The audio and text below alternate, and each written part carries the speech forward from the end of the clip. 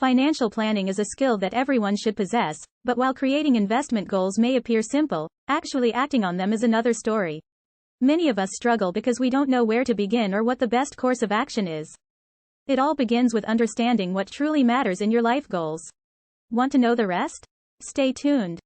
1. Before you begin investing, it's crucial to understand what matters to you. For instance, do you want to buy a house within the next year, pay off student loans, save for retirement, or something else along these lines? If so, concentrate on saving money for that before you begin investing. Use the acronym SMART to create your financial goals and to see whether investing fits with them or not. Specific, measurable, achievable, realistic, and time-based goals should be set. 2. Arrange your goals into 3 categories: short-term, medium-term, and long-term, based on how long they will take to accomplish. Once you have your goals written down and have used the SMART method to determine how long each goal will take. Most short-term goals can be accomplished in a year at most, and they often don't cost much money. The medium-term objectives can involve picking up a new skill, acquiring a new job, beginning a new business, putting money down on a home, or pursuing a new career path. Unlike temporary objectives, these goals take longer to complete and can cost a significant sum of money. The last group is long-term goals. When we discuss investments, many people immediately think of retirement, setting up money for a child's college education, or establishing ourselves as our own boss. Long-term goals typically require years to complete, but with the correct saving strategy, they can be reached much faster. 3. Choose the best investments that line up with what your goals are. A money market fund or high-yielding savings accounts are what you should use. You won't be making much extra money in these types of accounts because the rates aren't typically that high, but at least you'll have your money whenever you need it. These accounts have very low investment risks, making them ideal for goals that will take a year or less to complete. You could also choose to put your money in a savings account, but understand that money will not be making much at all. If you want to increase your returns, you can allocate a small portion of your portfolio to a high-quality stock via an exchange-traded fund, or ETF. However, this strategy is typically best for investors with a high risk tolerance because high-quality stocks occasionally experience value declines. If you don't have much to lose, you might want to consider money market funds or high-yield savings accounts. These types of investments often provide one plenty of time to make up for any losses made over the years. However, a long-term goal like retirement will require a different strategy. The major reason why you should utilize stocks while investing is because doing so is very simple and they have a higher return per year than a money market fund or savings account. You can use an internet broker to complete the transaction.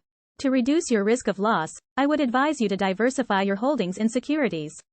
You can also invest in a selection of stocks using mutual funds or exchange-traded funds, ETFs, but use caution as sometimes you may end up paying fees that are excessive for that particular investment. Using target date funds is a simpler method to accomplish this. These are ideal for retirement investments or college savings for your children. On the labels of these funds, the maturity date is indicated, and the money is then invested for that amount of time. Then when it matures, you have your principal investment amount back along with the interest it earned during that time frame. 4. Think about how much risk you're willing to take. Depending on your risk tolerance, your investment goals may increase or decrease. Therefore, before making any investment, you should think about the level of risk you'll be taking as well as the expenses you must pay. You wouldn't want to take on a lot of risk when you still have children to take care of or expenses like house bills, meals, or repairs. The greatest strategy to cut your risks in half is to not risk more than 4 or 5% of your entire portfolio. If you risk 4% of a $100,000 portfolio, for example, you are reducing your possible loss to only $25,000 on each investment. 5. Don't forget to diversify. We've all heard the adage, never put all your eggs in one basket.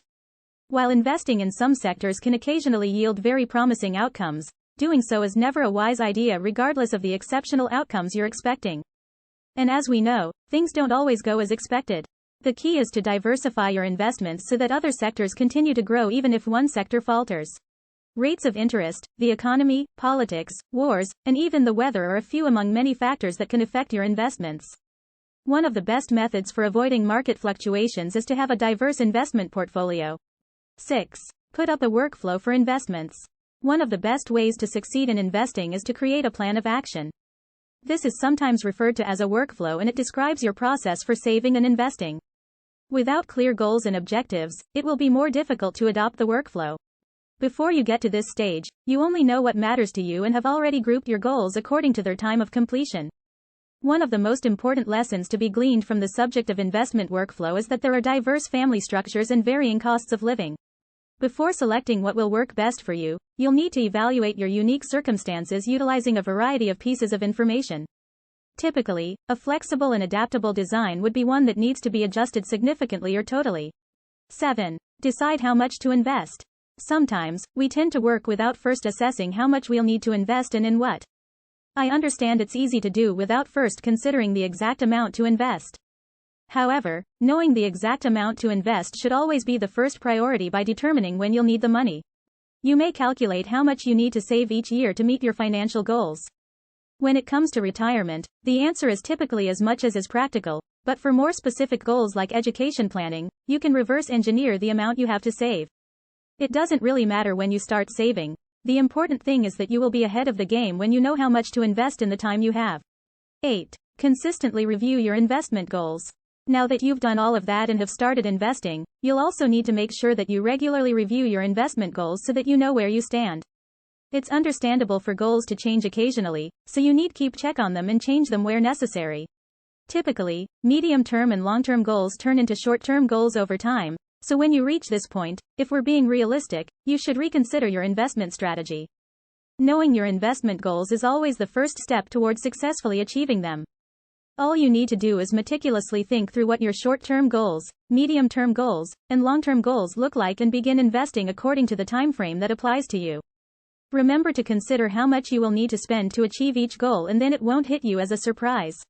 I believe that you are now more informed and better prepared for your investment journey. I can't promise you it will be easy and the road may be a little rocky at times, but if you adhere to the advice I've given you and have a clear vision of your investment goals versus what you are willing to risk, you'll be an expert investor in no time. Be sure to subscribe to the channel for more videos like this one. Like this video and tap the bell icon to be notified when I put out new content. Thanks so much and we'll see you in the next video.